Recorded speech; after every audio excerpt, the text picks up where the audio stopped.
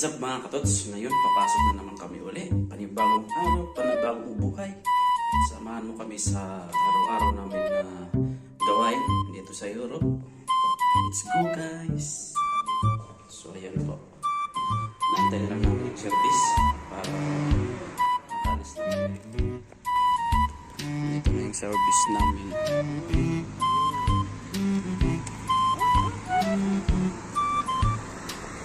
Ayan na yung service namin.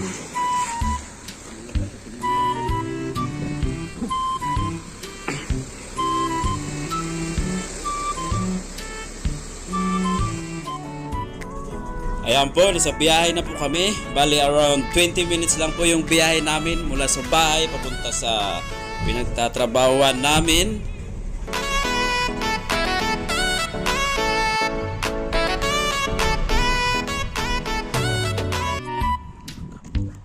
Ayan po, dito na po kami sa site. Bali substation po ito. Ito po yung pagtatrabahuan namin dito. Renovation po ito lahat. Papalitan. Bali ayan po. Ito na po yung office ng foreman namin. Dito kami nagpapahinga. Dito kami nagpapahinga. Po. Oo bro.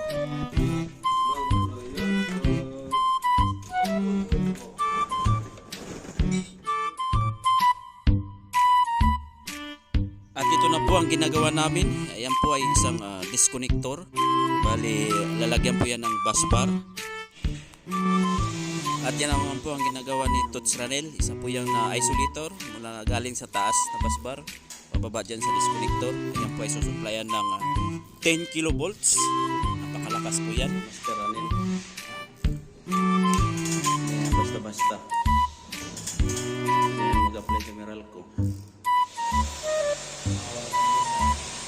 Ha?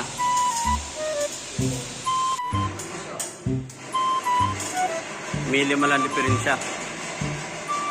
Ito na yan.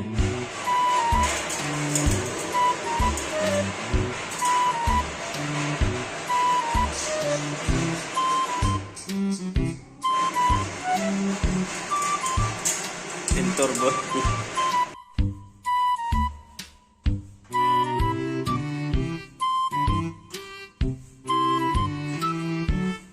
Sipag mo.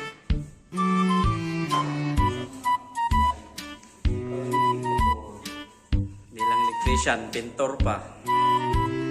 Saan ka pa? All around. Dito lang yan sa Europe. Pag sa Qatar ka, electrician ka lang. Di ka pwede magpipintor. Nagre-reklamo pa yan. Electrician ako, ba't ako magpipintor? Electrician ako, ba't ako magsisilsil? Ano ba?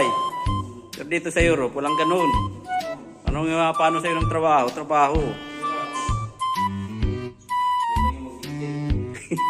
Ano ba? Yung magbigti. Bad yun. Kasi tapos na yung namin layout ng disconnector. Ayan. Tapos na. Bus bar na lang kulang. Bus bar na lang kung ikakabit dito. Kaya nagpipintor na lang.